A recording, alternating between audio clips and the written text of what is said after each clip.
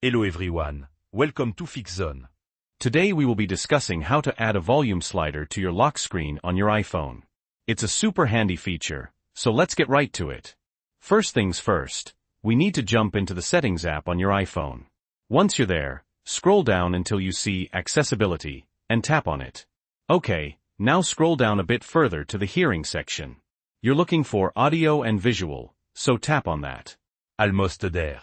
Now find the option that says Always Show Volume Control, and make sure it's toggled on. It'll probably be grayed out, so just tap it to switch it to green. Great. That's all the setup we need to do in Settings. You can now exit out of the Settings app. Now the next time you play some music or a podcast on your iPhone, you'll see the new volume slider option right there on your lock screen. Pretty neat, ooh. And that's it.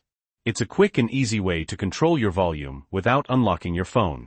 So if you found this video helpful, please leave a like. And if you're interested in getting real-time tech support, you can join Max Safe Plus with the link down below in the description. Thanks for watching.